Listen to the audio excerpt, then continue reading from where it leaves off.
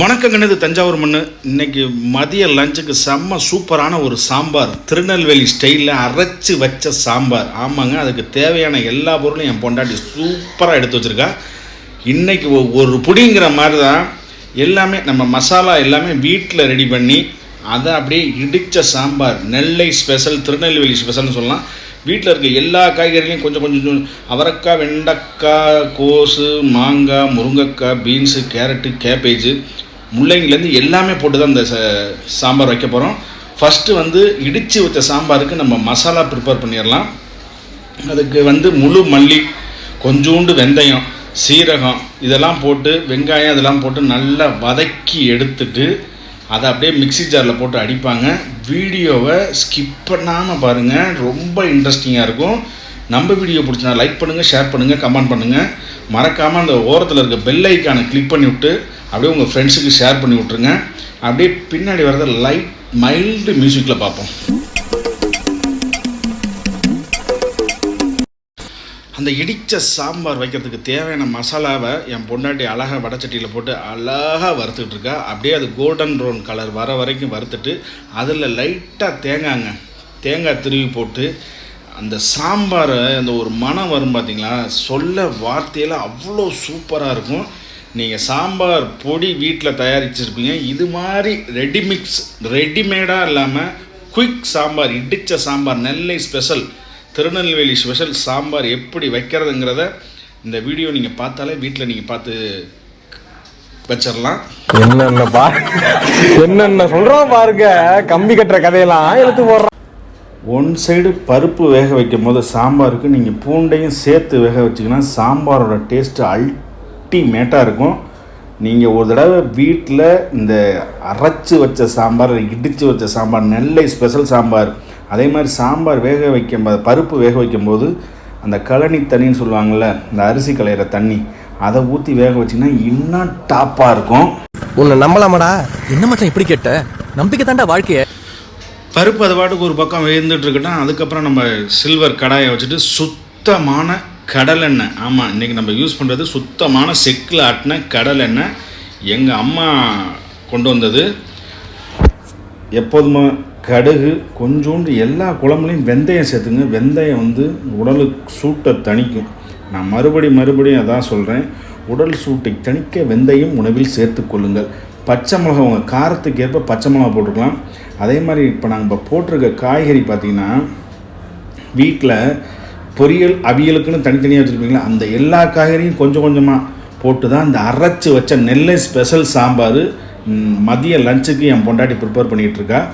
ஆமாங்க, இப்போ என் பொண்டாட்டி ரொம்ப வீடியோ எடுக்கல, ரொம்ப இம்ப்ரூவ்மெண்ட் ஆகிட்டா. ஒத்த கையில் செல்லு, ஒத்த கையில் வேலை, அக்கா நம்ம சேனலுக்காக ரொம்ப பாடுபடுறது.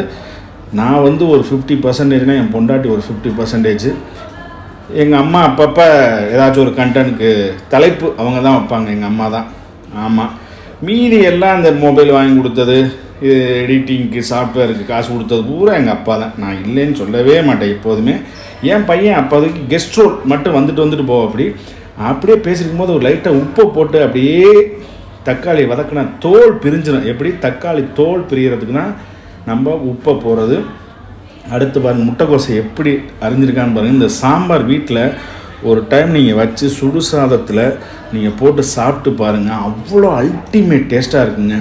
ஆமாம், உருளைக்கிழங்கு போட்டிருக்கா, வெண்டைக்காய், பீன்ஸு, கேரட்டு, அது கொடி அவரைன்னு சொல்லுவாங்கள்ல, அந்த அவரை, நூக்கல் ஒன்று இருந்துச்சு, மாங்காய் இருந்துச்சு, எல்லாமே போட்டு தான் இந்த சாம்பார், சூடான சுவையான நெல்லை இடித்த சாம்பார் ரெடி ஆகிட்டு இருக்கு.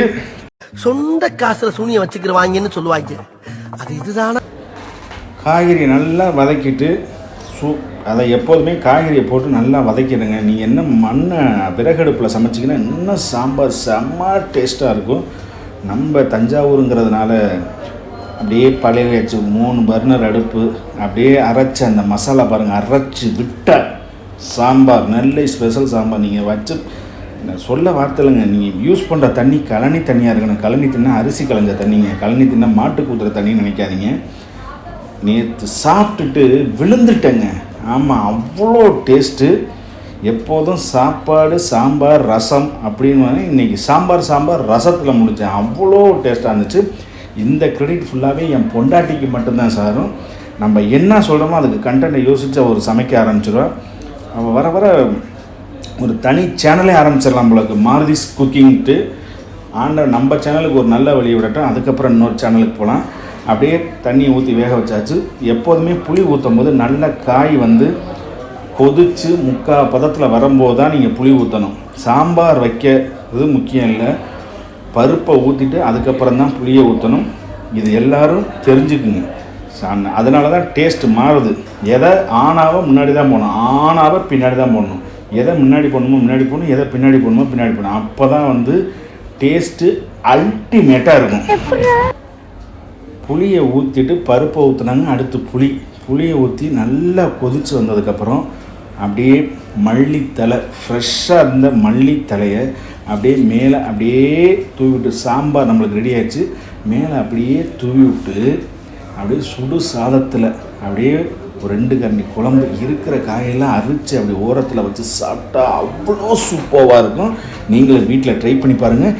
இந்த வீடியோ பிடிச்சிருந்தா உங்கள் ஃப்ரெண்ட்ஸுக்கு ஷேர் பண்ணுங்கள்.